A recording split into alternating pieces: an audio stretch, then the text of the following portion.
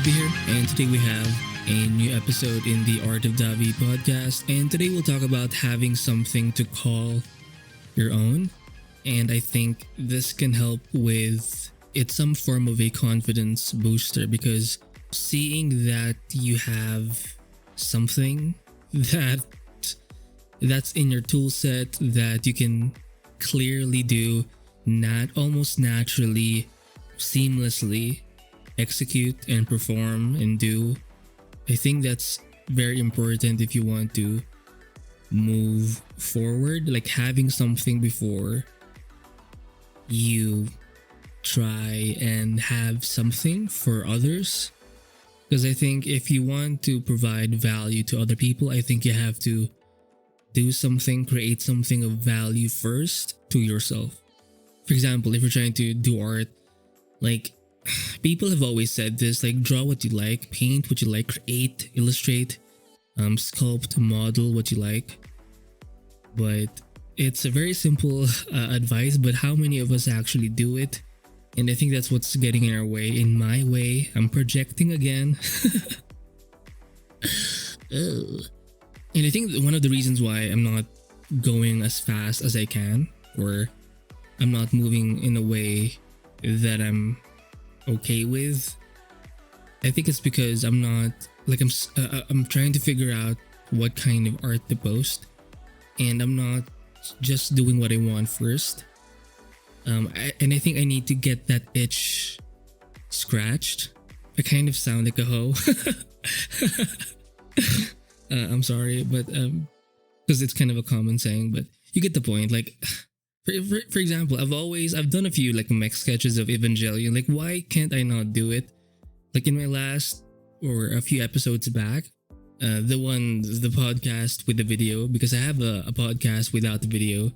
It's been going on a while, but I decided to jump in on YouTube podcasts just because I think it's a great way to share my artwork and force me to actually make something, but at the same time have audio in the background or have the video in the background, depending on how you look at it. But I want to have an audio and the video, so I decided to take advantage of the whole podcast tab. It's a new feature in YouTube as of this recording, and I had the point. But the point is, yeah, like why am I not practicing or trying to learn how to draw? Evangelion is this anime. It's a pretty classic anime. It's been a while. It's been here a while. It's done. It's over with. There are quite a few remakes. The movies anyway. Is it a remake or is it like an alternate version? But the point is, it's over, and it's pretty much a settled classical piece of art. And I've always found these mechs, these Eva mechs, these gigantic mechs, very dynamic. They're kind of like a creature / mechanical form, and I've always found them so fascinating. So why not just fucking do it? Why not just draw first what you like, and then once you get that itch scratched, it's not just one thing. Chances are, for example, I'm thinking doing a bunch of, like soldier types of stuff, like samurais, guys with guns, like something of that nature, like really cool stuff. Anime chicks, it's a very classic thing. Like, why am I not drawing pretty girls? I mean, it's a pretty common thing in the art community. Is it overdone? Sure, but fuck me, like I want to fucking do it. Like, why am I not doing it? Cause it's actually misogynist. Like, this type of thinking is getting in my fucking way, and it's not even like forced upon me. It's my own mental dumb fuckery, and it's getting in the way. It's so dumb. And I genuinely believe that you need to work on a list of things you want to work on. Let's say your chances are you are an artistic person. Pick concepts, pick subjects that you want to explore, and then do them. I know you want to meet your audience where they are and find that something that the audience wants, but also what you want. And that's good. That's a good business, practical, pragmatic mindset. But I think before that, you haven't even scratched your own itch. So it doesn't make sense. Like, you're so itchy right now for that thing. So why skip your own needs, your own artistic, creative needs? Like, why skip that? You won't be able to help others if you can't even help yourself? Like, how can you help other people in an artsy, creative way, in an artistic way, if your own artistic needs and wants are not being met? Like, you'll end up being so dry and just empty, and that sucks. Um,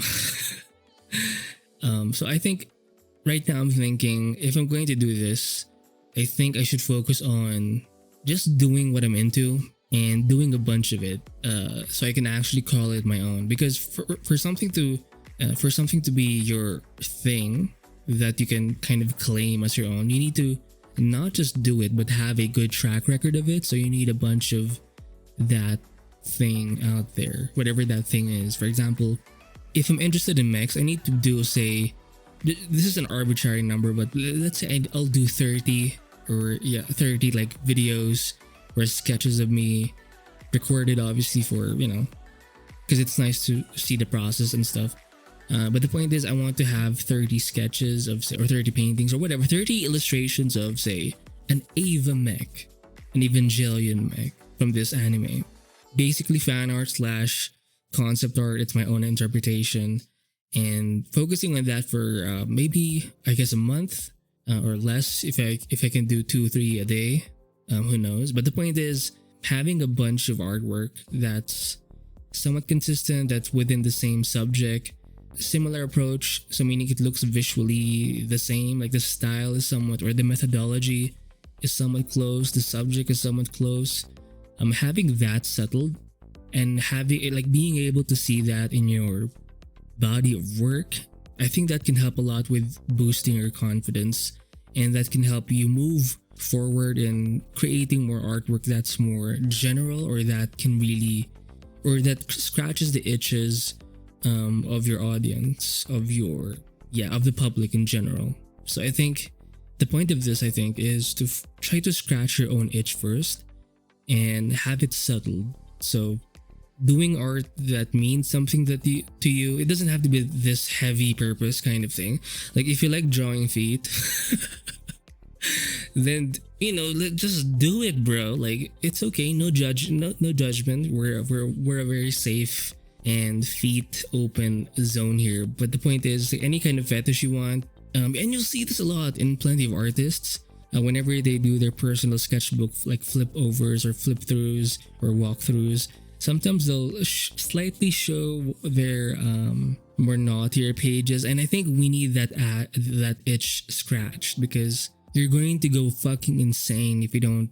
Imagine like that itch in your back that's kind of in the middle, but it's kind of in the center midline of your back, but it's also like, it's so low that your arm is struggling to reach it, or it's not really low, but it's kind of in the middle of your entire back, like dead ass center.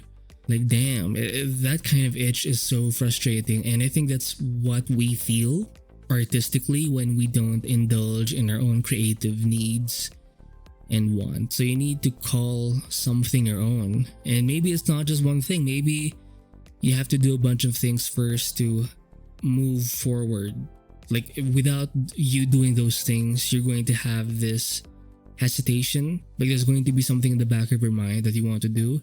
And I think that's going to slow you down, because that's dead weight, not dead weight, but it's baggage that needs to be opened and stroked, plucked, scratched. So yeah, make sure you do that thing that you want to do. Before being practical, before trying to be all like businessy entrepreneur, like, oh shit, boss bitch. I think you need to scratch your own itch first. Do what you want. Do the kind of work you want first, and then also make sure, maybe you can see it more as a project for each subject, for each kind of work.